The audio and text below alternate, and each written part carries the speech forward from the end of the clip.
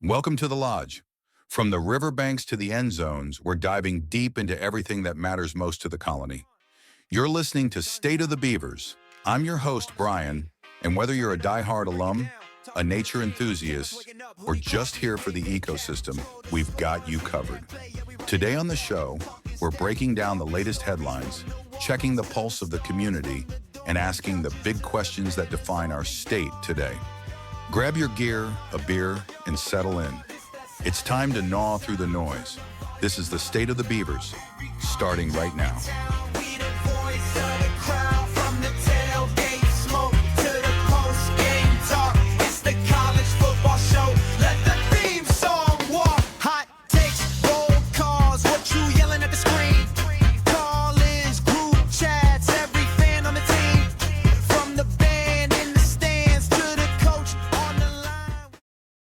This podcast is presented by Pine Valley Auto Group. From rugged trucks to everyday commuters, find your drive at Pine Valley. Let's talk about a college football weekend that didn't just shake things up. It completely blew up the entire season. I mean, it's just total chaos. So what actually happens when the top of college football just implodes in a single weekend? That's the question, right? Because what we just saw has completely changed everything. We're going to break down what this all means for the rankings, the Heisman, and of course, the race for the championship. And it all started with this. I mean, look at this. It's an absolute graveyard for the top 10. We're talking 8 of the top 9 teams in the entire country losing on the same weekend. Number 1, Texas, gone. Number 2, Georgia, down. Clemson, Ohio State. You can just keep going down the list. This is the kind of chaos you just don't see. And it's left a massive power vacuum right at the top. So, with all those titans falling, who's left standing? What does this new world order even look like? Well, let's dive right into the rankings, because the aftermath is something else. Okay, just look at the difference here. The before and after is absolutely staggering. Last week's top of the polls, Texas, Georgia, Penn State, pretty standard stuff. This week, gone. The old guard has been completely swept away. And look who's in their place. South Carolina at number 1, SMU at number 2, Texas Tech at 3. 2 of those teams weren't even in the top 10 a week ago. If this doesn't tell you how wide open the season just became, I don't know what will. And if you want to put some numbers on that volatility, check this out. SMU literally catapults 11 spots up to number 2 after that massive win. South Carolina jumps 10 spots to grab that number 1 ranking. But on the other side of the coin, oof, the fall was brutal. LSU drops a staggering 15 spots all the way down to 21. And Ohio State? They fell 13 spots right out of the top 10 entirely. Just wild swings. You know, when teams get shaken up like this, it obviously has a huge impact on the individual awards. And the biggest one, the Heisman Trophy, well, that conversation sounds completely different today than it did just a few days ago. And this chart really tells the whole story, doesn't it? Kevin Jennings, the SMU quarterback, is now the clear favorite with a 36% chance to take home the trophy. Arch Manning, who was the frontrunner, he's still in the hunt at 22%, but man, there is a new name at the top of that list. And for Jennings, it's pretty simple now. His destiny is completely in his own hands. I mean, after that absolute explosion against Clemson, on the road with 5 touchdowns, he's got it all. The stats, the huge signature win, and his team is winning. The narrative is crystal clear. If SMU keeps winning, this thing is his to lose. Now, for Arch Manning over at Texas, it's a bit of a different story. Even though the team lost, he played well enough to stay in the conversation.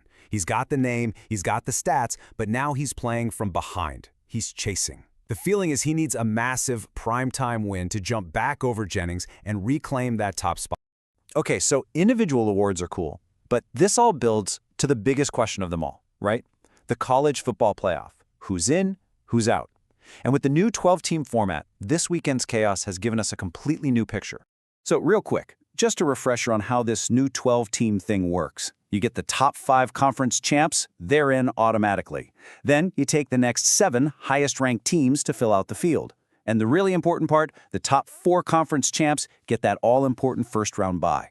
So if the season ended today, this is what the first round would look like. And wow, we've got some amazing matchups. You've got Cal going to Georgia, a massive Ole Miss versus Clemson game, and how about Oregon heading to Texas? That's incredible. And of course, the big winners here are the teams sitting at home, resting up. Texas Tech, South Carolina, SMU, and Penn State all get that crucial bye week. But, you know, for every team celebrating, there's a team on the bubble with its heart in its throat.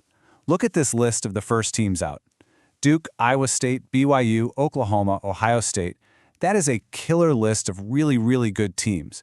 It just goes to show you the margin for error from here on out is basically zero. So that was the week that was, an absolute whirlwind. But now we have to ask, what's next? Was that a one-time thing, or is there even more chaos waiting for us just around the corner? Well, if you look at the schedule for this weekend, it's definitely possible. I mean, you've got the brand new number 1, South Carolina, and they have to face a really desperate Alabama team. Then you've got this huge bubble game, BYU at Iowa State. That's basically a playoff elimination game right there. Plus, 2 more ranked matchups. Every single one of these games could cause another massive shakeup. And that really brings us to the big question, doesn't it? After a week of just total, unbelievable chaos, will this new order actually hold? Did we just witness the new reality for college football? Or was this all just the appetizer for another massive shakeup that's only 1 week away? I guess we're all going to find out together. Welcome to the debate.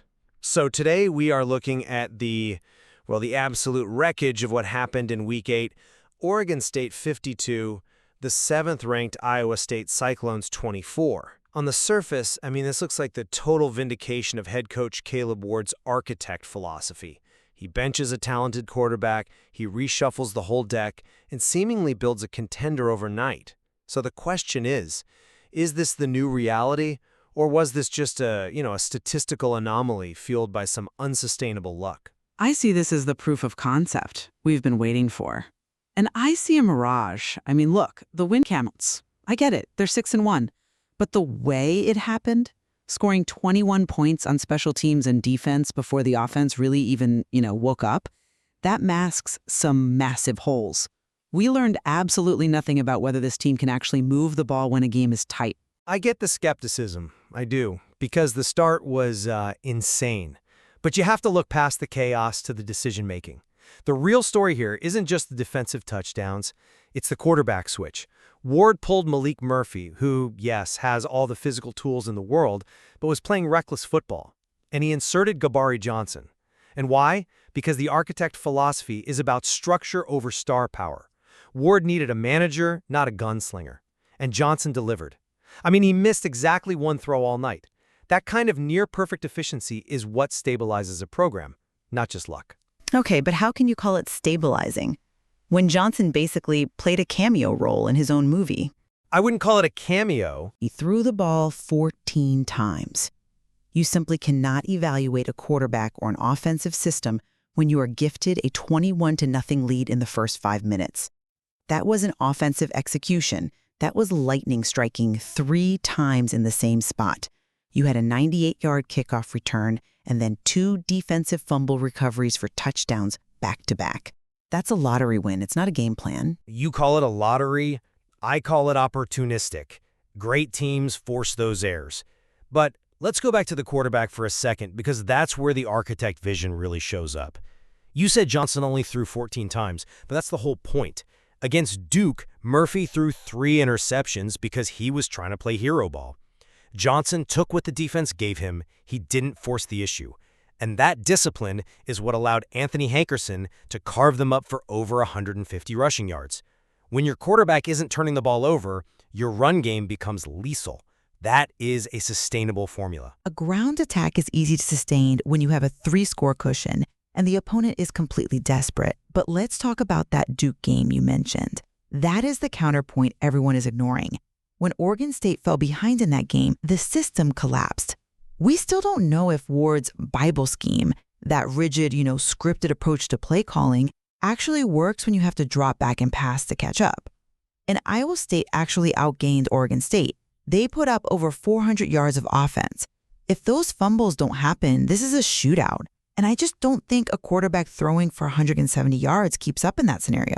See, I think you're stuck on the yardage totals and you're missing the scoreboard control. The architect model isn't about winning the stat sheet. It's about complementary football. They gave up yards, sure, but they sacked the quarterback repeatedly. They created negative plays. And regarding the offense, they've now beaten Oregon, Liberty, and Iowa State. That's not a fluke. That's a pattern.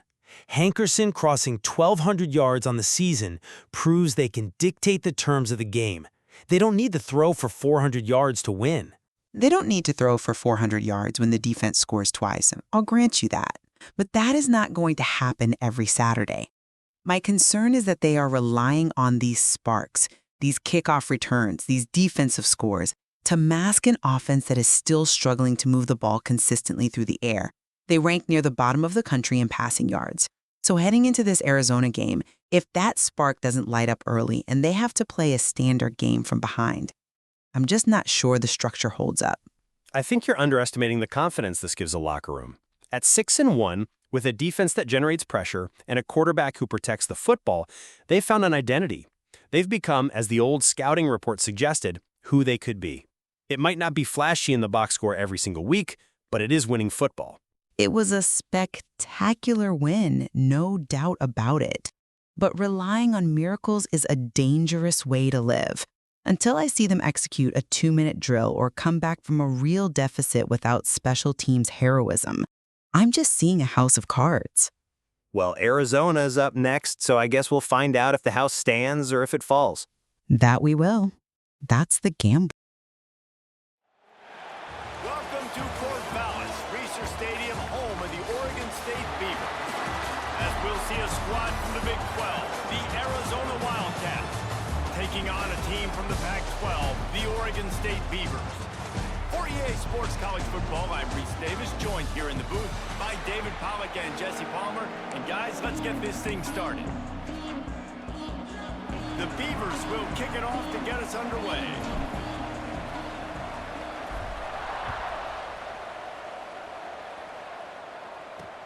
On the move from inside is 5. Not a lot of space to be found. Good hustle by the coverage team, and they stop him at the 21. The Wildcats offense has the ball first today. And Jesse, they've got a running back that they'd love to feature in this if he is able to answer the challenge. Yeah, and listen, this guy might not be a Heisman finalist, but he can break off long runs. And this defense, David, they better be ready. They better pack a lunch, show up today, and try to get hats to the football. Because if you come out here with your B game, he can run all over you. And it's important for this offense, too, because they need to have balance on offense. They need the ground game to get going. He's capable. He's shown flashes. We just want to see it consistently. With a first down, they'll snap it from the 32. To throw, it's Fafita. Immediately fires to the middle. And good coverage by the defense, just a short gain. I'll tell you, man, I love quarterbacks that have arm talent, but that can throw it accurately at the same time. And you saw all of it on that end route. The hand to the running back. And he never had a chance. Just stopped cold as soon as he got it. Yeah, that seemed a little off from the start, didn't it? That was a big-time play, and it was off from the start because of the play he made. And I don't think it would have mattered who was playing running back. There was absolutely nowhere to go. Oh, and he took a shot as he threw that one away. That's why it's so important for this defense to win first and second down. You set up third and longs like that, you can show your exotic looks, you can get the pass rush going, everybody in the back end expecting throw, and that's how you force incompletions and force fourth downs. Little pressure on the coverage team there, and they'll stop him at the 47-yard line. So the Oregon State Beavers offense will have its first possession of the game. Hopefully we'll see a performance today like the one that this guy had last week when basically he just ran wild through the defense. He made that defense look silly. Out in the open field, he was making people miss, breaking tackles, scoring touchdown after touchdown. And this offense has vowed to find new ways to get him the football. So we're going to see something else that we haven't seen before because of this guy's unique talent in this one, Dave. Yeah, and the defense, all eyes on him. That will be the main focus. More guys in the box. I wonder if it opens up the play-action game and the perimeter throws and maybe some big plays through the air because they know he is the man, he is the guy, he is priority number one. I like the running back there on the route and the patience he showed, really setting it up. Got to the defender, was able to put his foot in the ground, get some separation, catch it, and turn upfield for the first. Looking for a crease to the left. Plows through the defense. He'll pick up a few before going out of bounds at the 34. Halfway there on first down, it's 2nd and 5. Using his legs, it's Hankerson. Really good job by everybody there. Well blocked, good run, and a first down. The interesting thing about these RPOs is it takes a lot of communication. You know, the quarterback sticks it in the belly of the running back, and the running back doesn't know if he's going to take it or not. And you could tell, took the football, got north-south, got upfield, got a great positive gain and a positive play for this offense. And he was drilled just as he released the pass. It's incomplete. Yeah, I don't know if the quarterback got confused on first down. He might have thought the defense was going to be in man coverage that time, but they were in zone. They fooled him, and just didn't seem like he had his eyes in the right place, was forcing that ball to his intended target. The window way too small. The guy was not open, so that didn't have that chance to be complete. Now the play fake. Gets rid of it. Firing to the right, complete. And they'll stop him about 5 yards short of the first. They'll have to settle for a field goal attempt. Splits the uprights right down the middle. And that'll put the first points of the game on the board. It's 3-0. How great is it to know that if you can get the ball down somewhere close to the... Arizona has the offense humming, set up with another first down. From the shotgun, the handoff to the back. They get him stopped after a pickup of 5 to the 28. The Wildcats can play this second down a lot of ways with just a few yards to go. Trying to impose their will with the run. Ball down, but they'll move the sticks as he picks up the first down.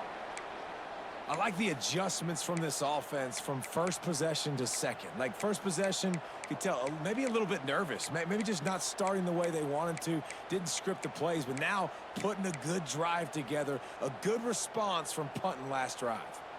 The Wildcats, once backed up in the shadow of their own goalpost, have put quite a drive together. Handoff from the gun. Makes a man miss. He's stopped at the 14-yard line, and they'll stay on the attack from there. It'll be second down, and remember, they can pick up a first without scoring. From the gun, the running back has it. They'll knock him down for a loss of a couple. They're trying to run the football. There's just nowhere to go for the ball carrier inside. He tried to bounce it to the outside. That linebacker way too fast. He met him there and forced the TFL. Now he's going to glide away from pressure. Oh, it's a fumble. Defense falls on the ball. Going to be a turnover.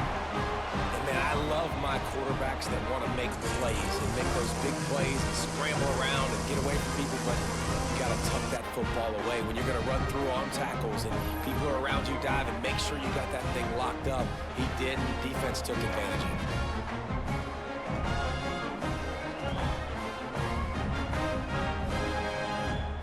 They'll try to put something together, backed up a bit, starting at their own 13.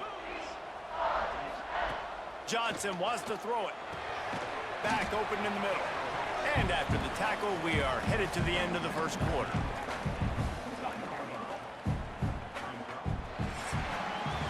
That's the end of the period, and Oregon State has the lead. And we've come to the end of the first as we take a moment to check out the stats so far.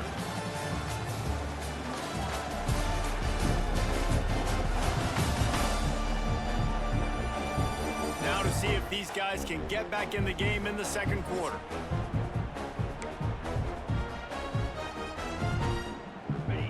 Short completion last play. Let's see if they throw it again. Second down, he'll throw it. Got it in the middle, it's Clemens. And the defense settled in to stop that one for a short gain. The Beavers want to move quickly. Quarterback making adjustments. Third and long, and he'll try to throw for it. Gonna let it fly. Hauls it in down the sideline. Open spaces. The tag. Touchdown, Oregon State. Once he got some room, it was over. Quarterback's abilities to to read the field is huge. And also the anticipation, the timing. To be able to throw the football, Jesse, and hit a guy in stride so he can get run after the catch and get in the end zone, that was a nice job by the quarterback. Yeah, it's critical, David. Listen, a lot of times touchdown passes aren't thrown into the end zone. You got to read the coverage, hit the open guy, and let him do the rest. They'll try to add another to their lead. And with the extra point, they're now up by a touchdown and a field goal at 10. The field. After that last drive, he came back to the sideline, and the coach probably said, "You dropped it? You didn't pick it up? Come on, get on the ball, David." No, that's not what he said. He said, "You're doing a great job. Just keep your head up." Oh, yeah, he got blasted. You got to hold on to the football, Palmer. Turnovers decide games. Those are big plays. It's tough on him, too, because he knows he let his offense down on that last drive. So you know that guy's eager and anxious to come out here and make a play. And he might be known for run fits, but that was a short and heavy tackle on the tight end. And the Wildcats are at the line looking to convert on 3rd and short. Looking for a man. It's Fafita. Under fire. Trying to escape and get it himself. He's got an open man. Good, solid pickup on that one. They've got it out to the 40, and it's 1st down. Nice job by the receiver on the back end there, too. He sees his quarterback on the run moving, and he just works to get himself open to give his guy a place to throw the football. They're able to connect, and they keep the drive going. It's a fumble. They recover their own fumble. How in the world did the offense avoid that disaster? I don't know if it was luck or aggression or just a fortuitous bounce, but at least they've got the ball back. Well, one thing I do know, Reese, this running back has got to do a better job with ball security. You cannot turn the football over and expect to win this game. They're very lucky they were able to jump on top of that. Nice job by the defense staying glued to him. Getting him on the ground as soon as he catches the football. Knowing he's a threat, I'm not going to let this guy get out of my sights. Nice job by the D. In the gun, looking to throw on 3rd down. Pulls it in. It's Patterson. He got loose, almost housed it, finally dragged down at the 32. And it's tough on the defense there. 3rd down, you're in zone coverage. Everybody's watching the quarterback, and you're trying to make a break on the ball, but he just got it out of his hands too quickly, and the throw was too accurate. Really nothing you can do there, and it's now a fresh set of downs. Wants to throw on 1st down. Just a short pass to the tight end. They stop him almost immediately. Short gain there, and still a little ground to cover to pick up the 1st. Trying to get a rhythm in the passing game, now on 2nd down.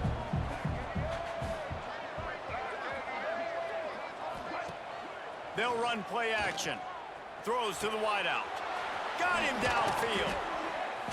He'll be brought down at the 3-yard line. An explosive play in the passing game has him on the doorstep.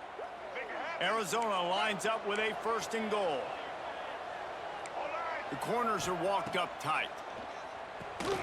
Trying to set up the screen. Touchdown, Wildcats! Made the grab and took it on in for the score. Backed up in the shadow of their own goalpost, no problem. When you start in the black zone inside your own 20 coming out, it's difficult. You can give up a safety. You get worried about that. The offense puts a great drive together. Great job executing. Great job getting a touchdown. They'll try to tack one more on their score. And with the extra point, the lead is cut to 3. It's 10-7. Let's go to this. Tried to pound it on 1st down, now back to the line. Off the play fake. And the ball comes out. What a disastrous play. Now look what I found. I'd say that's a stroke of good fortune. The offense keeps it. Well, ball security doesn't just apply to running backs and receivers. QB's got to keep 2 hands on the ball as well. And they're very lucky after that fumble that the offense jumped on. On 3rd and long, he'll need to loosen up that arm. He took a hit as he threw it and couldn't deliver the football. It's incomplete, and 4th down's coming. And the Beavers will line up to punt it away. First time we've seen their punt team this afternoon. On the move, looking for a little sliver of hope. They'll get down and put a stop to this return. They'll mark it at the 32. Arizona has it back, the offense coming out to bear down. They march to the end zone the last time they had it, do it again, and they'll be on top. They've got a little time here to put together a productive drive late in the half. Back to pass, it's Fafita. Caught over the middle, it's Burnett. They'll get him down, but not before he crosses the 50. He's down to the 49. And what a great job of being cool under pressure. He knew there was a defender about to hit him, and he held on to it as long as he could before letting it go. He paid for it, but what an accurate shot vertically down the field for an explosive play in the passing game. Looking to throw on first down. Catch in the middle, it's Patterson. Inside the 35. All the way down to the 27-yard line before they get him out of bounds, and this offense is threatening. They've got it inside the 30 at the 28. First down. Use the play fake. Now to throw. Got it in the middle. It's Patterson. And he motors into the end zone. Touchdown, Wildcats. Man, I just love the execution by this offense. Late in the half, man, you want to take the lead. You want to get that momentum on your side, and they do it. They finish it with the passing game. I'll tell you what, keep that passing game up. Has it back, and here comes the Beaver offense. They just didn't quite find the rhythm on that last drive, Jesse. They had to punt it. I think they got to be more physical, David. I think up front they got to do a better job getting blocks and establishing this running game. And how easy does football become if you're the more physical team? If you can threaten the run and then run play action, it opens up the whole offense at your disposal. To the air on second down. Oh, he's going to try to get it all here. And they can't hook up. Going for the big play on second down. Now it's third down.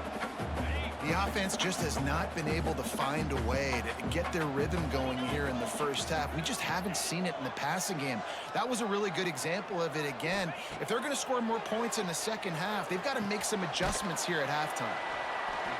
He gets it oh so close to the first down marker, but I think he's going to be a touch short. Quick timeout by the defense there, trying to make sure everyone has the same call.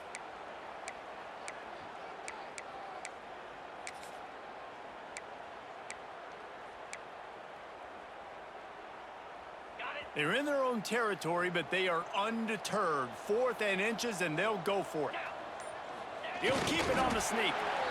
I think that's a big advantage of having a tiny quarterback, right? Is he can find little creases to wedge his body into to pick up short yardage plays like that on the QB sneak on 4th down. The Beavers have it with a 1st and 10. Motion from the wide receiver. Johnson looking to throw. Fires to the middle. Got his man downfield. We got a timeout here late in the first half, and they'll try to get more points on the board before the break. Great job by the offense. Listen, if the defense is going to sit back in zone, you know what you got to do. Run those crossers across the formation. Those guys that are looking at the quarterback, they're not trying to pick up receivers all the time. There he goes.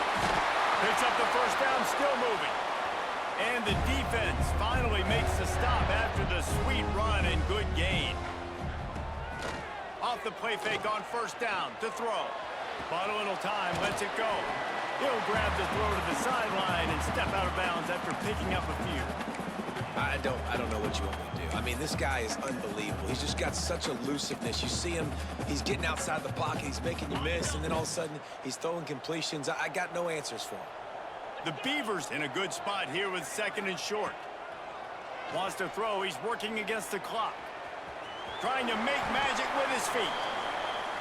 Picks up the first down and gets down to avoid contact.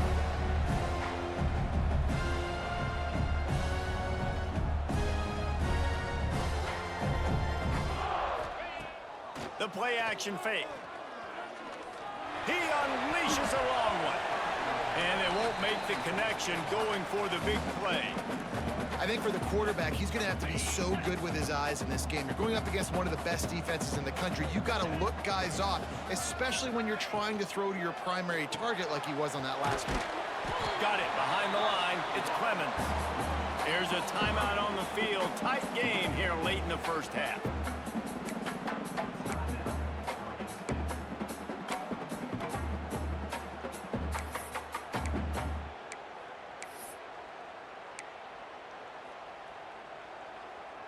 Time dwindling away as they try to put points on the board right before the half. Johnson wants to throw it. Here's the pressure. Pass is incomplete. The clock is down to 9. QBs and receivers on third down, everything has to happen just a split second sooner. You're expecting pressure, the quarterback gets hit, just not on the same page with his target. Right down the boulevard, it's good. It's now a one-point game, 14-13.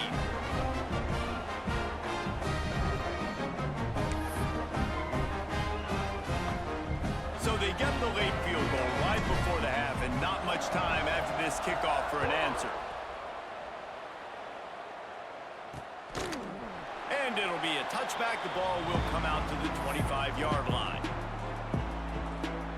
They'll come out and take a knee, and that should send us to halftime. No tricks here. Looks as if they'll just run it out and take that lead into halftime. First half in the books. Time now to join Kevin Connors in our halftime update. Guys, you've been calling a lively one from there in Corvallis. And this has just been a passing clinic, really, by both offenses. They've effectively stretched these defenses, forcing the secondaries to cover every blade of grass, and they've still racked up big plays. Man or zone, pick your poison, or lay some blame at the feet of those pass rushers who can't do anything against the maulers on that offensive line. And with that, let's send it back to the fellas inside Reser Stadium.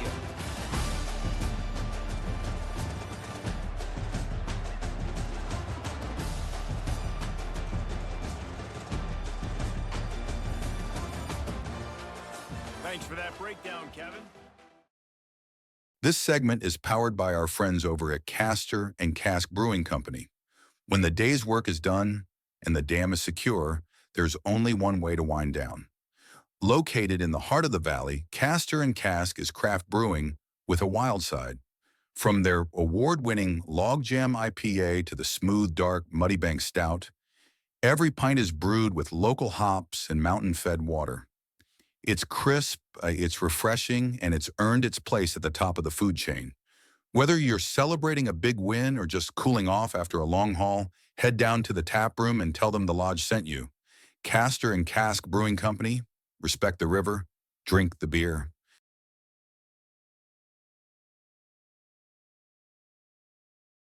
Welcome to the debate. Today, we are really dissecting the most pivotal and, I think, polarizing move of the college football season. Oregon State head coach Caleb Ward, the architect, benching his star quarterback Malik Murphy for the unproven Gabari Johnson. So the central question is pretty stark. Was this a masterstroke of strategic genius that saved their season, or was it a reactionary gamble masked by, just chaos on special teams? I believe this switch was a necessary evolution of Ward's modern offense. And I think evolution is it's a very generous term for what really looks like panic. I'm going to argue that the success we're seeing is a statistical mirage fueled by completely unsustainable defensive turnover luck, not some kind of quarterback improvement. All right, let's get into the specifics then. Coach Ward was hired to recalibrate, right? Not just to rebuild. And after that, a 3-interception collapse against Duke, the offense was completely stagnant. It wasn't just about losing. It was about violating the core tenet of Ward's philosophy, ball security. So the switch to Gabari Johnson against, 7th-ranked Iowa State wasn't just a spark. It was a schematic revelation. Johnson went 13 of 14 passing. That's 92% efficiency. This is exactly what the Bible offensive scheme demands. You can't really argue with near perfection against a top 10 team. Oh, I absolutely can, because context is everything here. That Iowa State win was a total anomaly driven by special teams, not the quarterback. Oregon State forced 3 fumbles on kickoffs, including a scoop and score touchdown.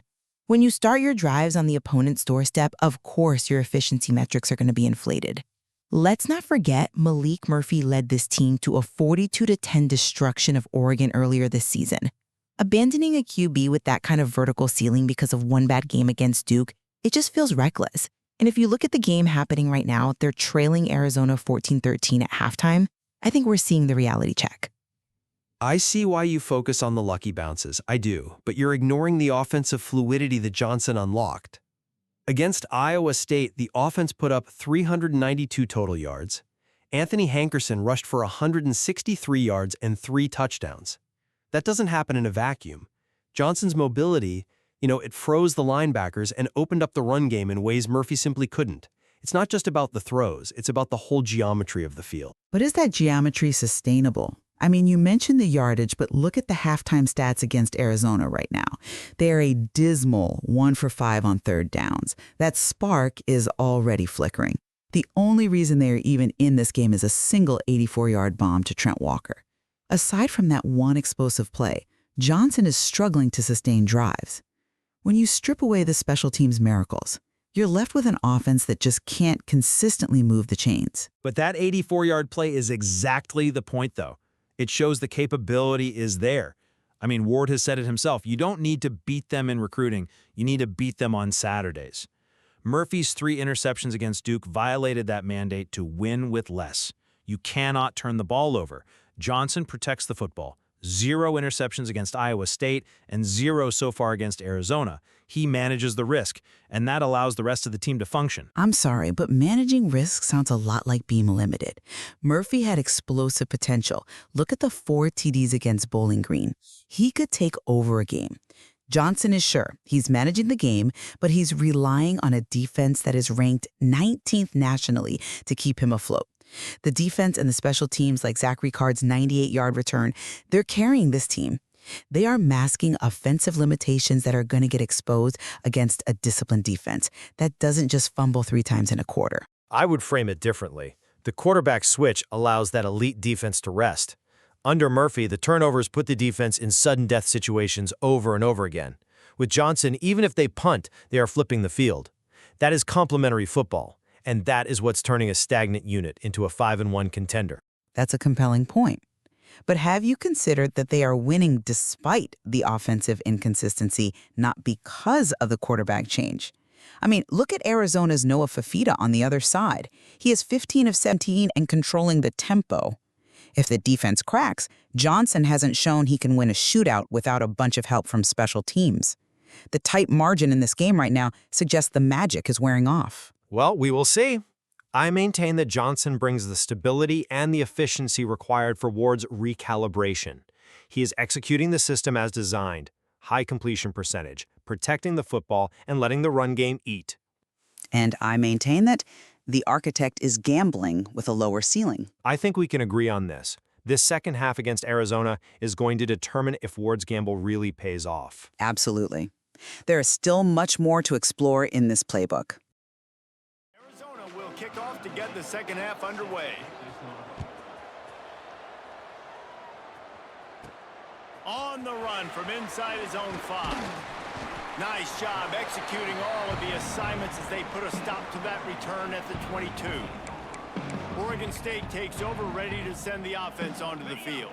They start this third quarter, 1-possession game, and hoping to get an early drive going. This offense is ready, and they're ready to take the field here and see if they can get something established. They don't have to change everything and reinvent the wheel. They've had some successes in the first half, so let's get that continued here on the opening drive. Yeah, and I love getting that break at half to go talk with my coaches and pick my offensive coordinator's brain so I know exactly what I need to do to attack this deep. Running free. Gets it to the 46-yard line. First down for this offense. That looks like a real simple play by the wide receiver, but give him a ton of credit. That was an excellent route. He never telegraphed that he was breaking to the outside. Kept his eyes downfield, so when he cuts, he's able to get maximum separation from the defender, and that's why that play is successful. The give to the lone running back. And I kind of like how the running back didn't mess around. Like, just get downhill when you see an opening. A lot of times they close so fast, man. Be decisive, stick your foot in the ground, pick up 3 to 4, and we are not going to complain. Johnson looking to throw. Working the middle, it's complete. He's close to the first down, but they're going to mark him just a little short.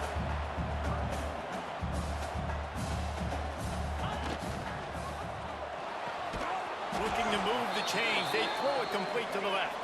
And boy, is he close to that first down, maybe just a couple of inches short.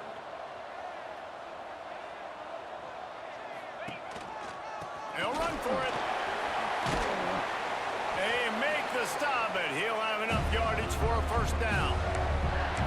And the 4th and inches, man, I'm going for it no matter where I'm at in the field. If I'm in scoring range, if I'm in the red zone, if I'm on the 1, I'm going for it. I have to be able to get inches in these situations. Nice job by the offense. They'll give it to him again. Makes his man miss. He now has 56 yards on the ground, and what a season he's having. It's almost certainly going to be a 1,000-yard campaign. And the Beavers can really attack on this 2nd and short. They're looking to get the edge with this one on the toss. Turning it on! An explosive play in the running game as he's got the first down. This defense really is on their heels. They've been on the field now for a long time on this drive, and they're just getting pushed around at the point of attack up front like we saw in that last play. The Beavers kept this drive moving on the ground, now back to work. They'll throw it from the red zone. It's complete to the left. Touchdown, Beavers! They take the lead with the 6. I love it. Nice play call, nice design. Get the ball to your speedster and let him do the rest. Try to find a way to isolate guys and get matchups. And you did it with your running back, slash receiver there, and he did the rest.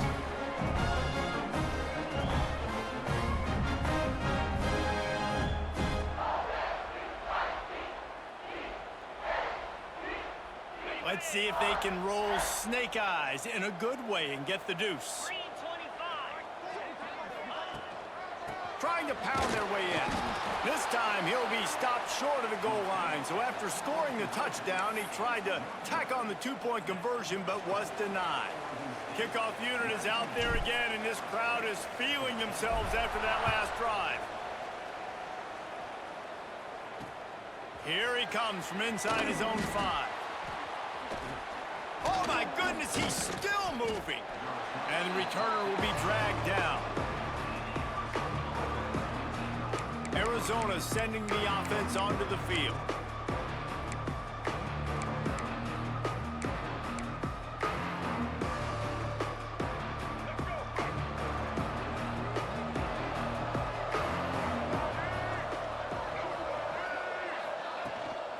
The inside handoff.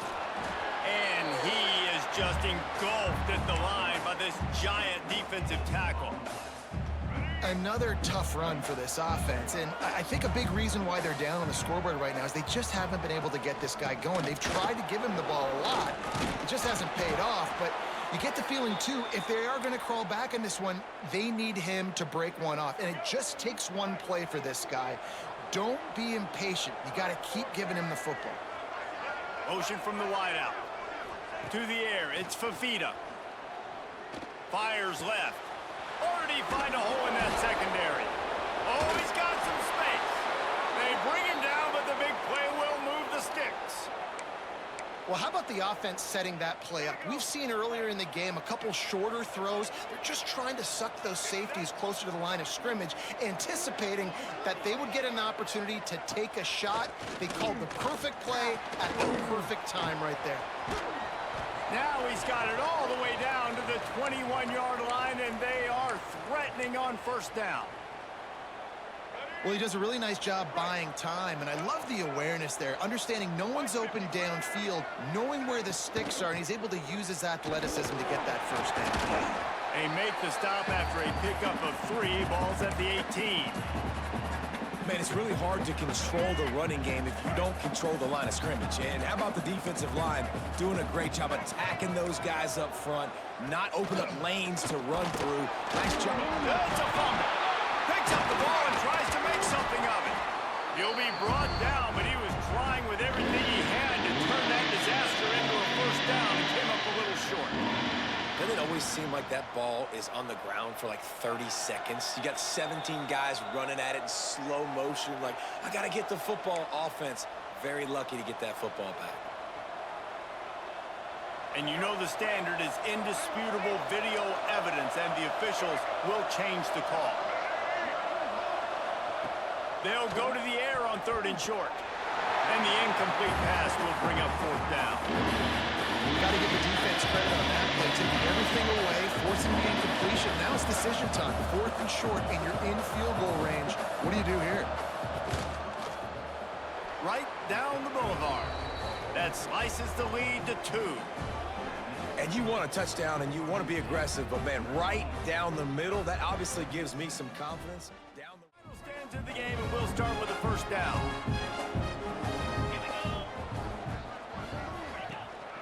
Might as well run him until they stop him. He's got it again. He is going nowhere. Stop at the line of scrimmage. Last play didn't go well. It leaves him with 2nd and 11. They'll send the back in motion. Johnson looking to throw. And that's going to be incomplete. A lot of contact on the play, but no flags. It'll be 3rd down. Well, that's just a great play by the defender and great timing. It was the hit that forced that incompletion. 7th play of the drive coming up, but a long way to go on 3rd down.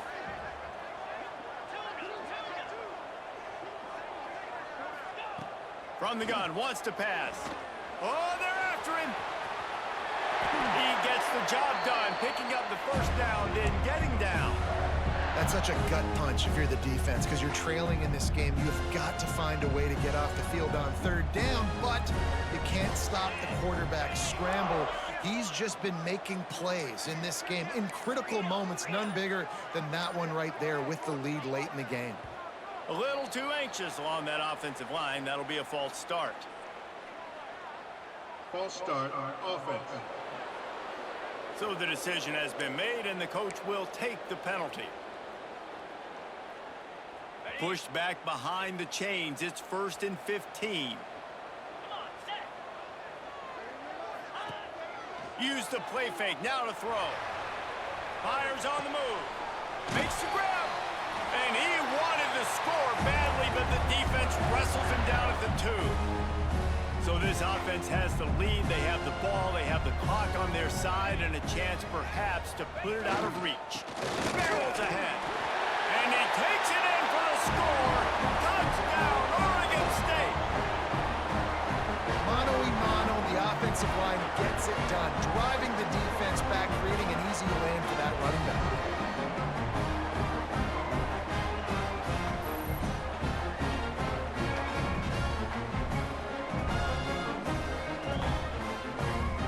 Lining up to tack one more onto that lead.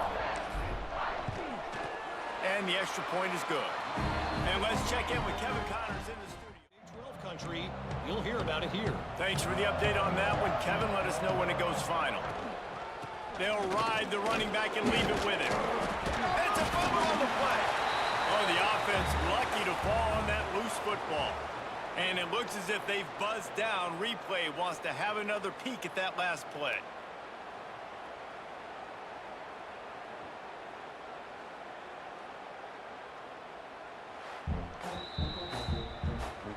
So after reviewing the undisputable video evidence, the replay booth has decided to overturn the call.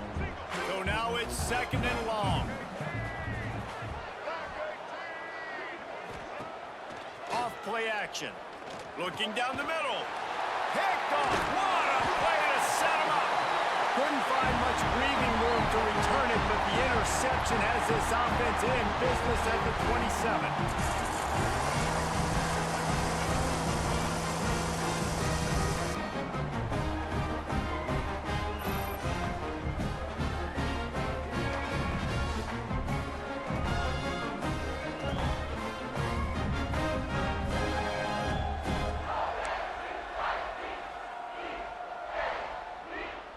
Quarterback by himself in the backfield. Johnson wants to throw it. He's going to take off. Pulled down after a nice run, and they're in the red zone at the 19. I think he did a really good job, first of all, keeping his eyes downfield. You could see he wanted to throw the football. But when it's not there, don't force it.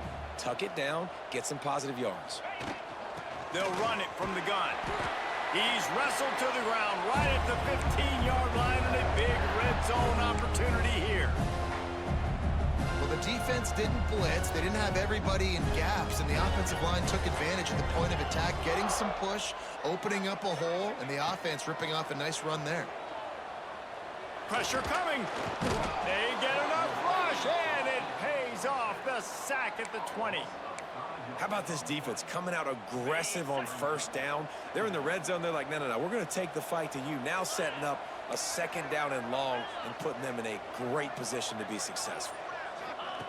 Looking to fire. And the defense gets loose, bringing the heat, and down he goes again.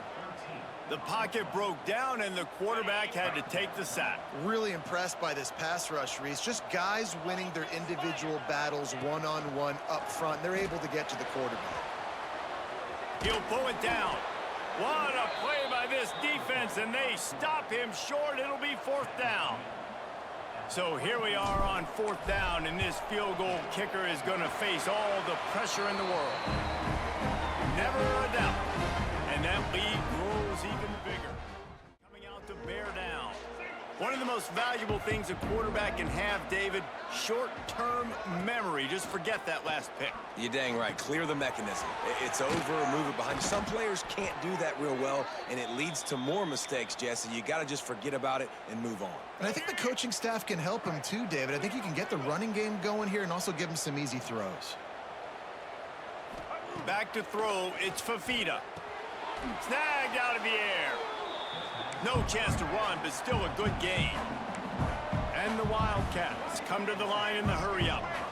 And these are these moments, man, when you're trailing by a couple possessions, you've got to put it together. Your quarterback has to come through. I mean, it's not a surprise. It's going to be passes. He's got to be smart. He's got to be quick with his decision-making, and they kind of got to be up near the line of scrimmage and be in a little bit of a hurry. 3rd and short from the 44, and we might know if they plan to go for it on 4th down by what they call here.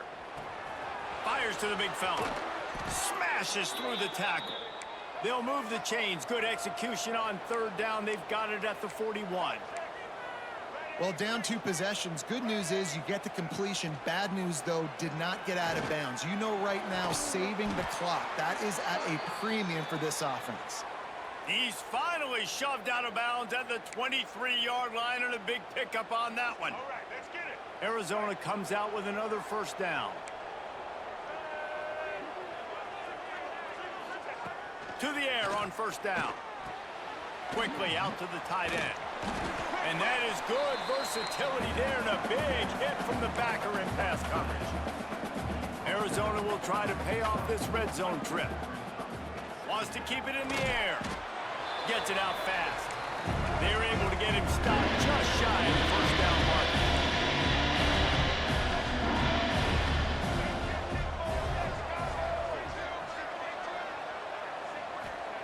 They turn to the passing game on 3rd and short.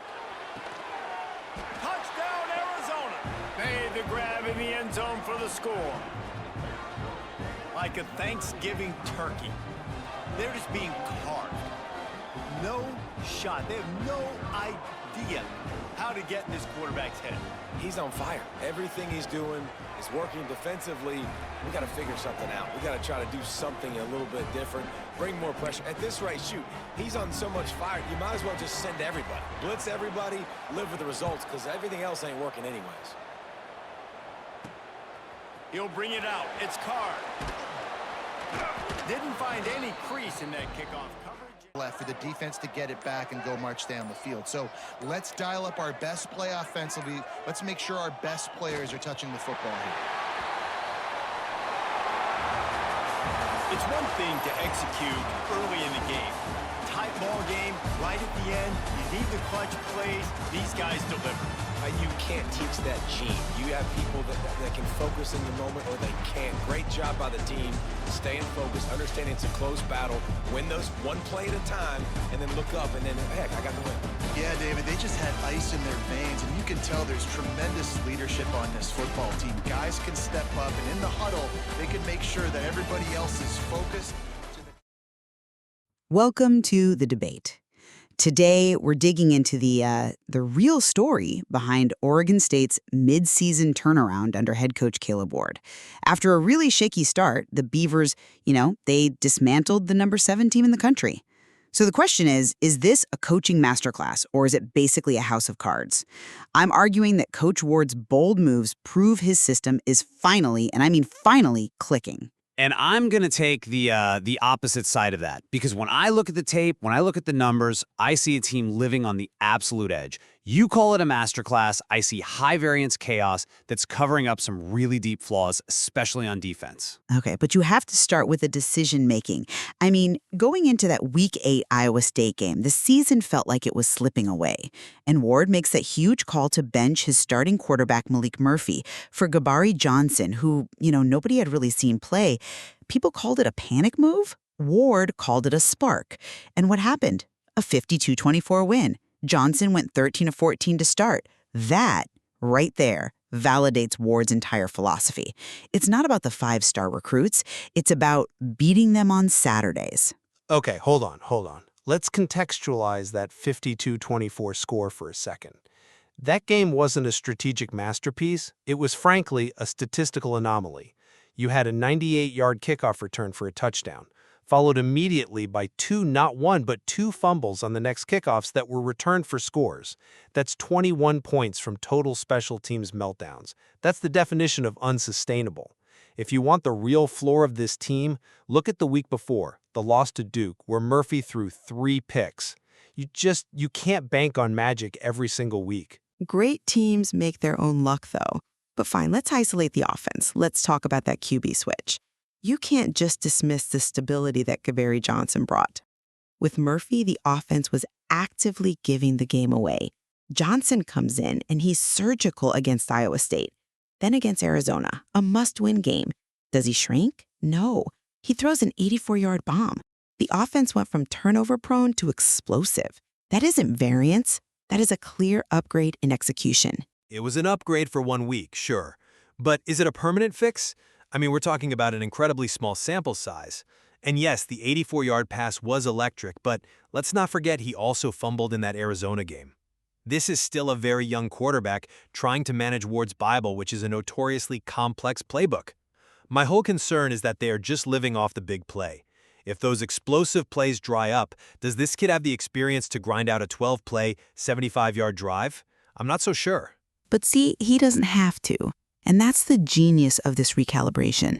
Anthony Hankerson has become the true engine of that offense. The guy put up 163 yards and 3 touchdowns against Iowa State, then another 100 against Arizona. When you have a running back that reliable, that consistent, it takes all the pressure off your young quarterback. It sets up the play action. It's a symbiotic relationship, Hankerson is talented, I'll give you that. But making him the crutch is a huge risk. We saw it in Week 2 against Fresno State. He had 2 fumbles. So ball security is still a bit of a question mark there. But honestly, my biggest issue isn't even the offense. It's the other side of the ball. You praise the Arizona win, but Oregon State let their quarterback throw for 335 yards. Against Duke, they gave up 332 and 37 points. That defensive scheme, playing the safeties 25 yards off the ball, it just leaves the entire middle of the field wide open. Well, it leaves the middle open by design. It's a classic bend, don't break philosophy. The goal isn't stopping yardage between the 20s. It's about preventing points in the red zone. Against Arizona, yeah, they gave up yards. But when it mattered, the defense got stops. They forced field goals. They got that crucial interception by G. Goodman. In today's game, holding a good offense to 24 points is a win. But bend, don't break eventually snaps. It just does. We saw it against Duke. When you face a good quarterback who is patient and just takes what you give him, that defensive softness gets completely shredded. Relying on your opponent to make a mistake or relying on your special teams to score 3 times, it makes for great television, I'll admit, but it is not a stable formula for winning football games long term. I mean, we can agree the volatility is high, but the trajectory is undeniably pointing up. They're finally looking like the team that we thought they could be, a team that can blow out a top 10 opponent and then turn around and grind out a tough conference win. The architect's blueprint is proving it can work. They're definitely punching above their weight right now. There's no question about that. But for me, until they can prove they can win a game cleanly without the crazy turnover luck or those special teams anomalies, I just see this as a fragile peak, not some sort of permanent arrival. It is a fascinating experiment to watch in real time, for sure. Whether this whole thing is built on solid ground or on quicksand, well, I guess the next few Saturdays are going to tell us the truth. And that's a wrap on this edition of State of the Beavers. Thanks for spending some time in the lodge with us today. If you enjoyed the show, make sure to subscribe on your favorite platform and leave us a review. It really helps the colony grow. Big thanks to our production team and, most importantly, to you for listening. Keep building, keep grinding, and we'll catch you on the next one. Until next time, this has been the State of the Beavers.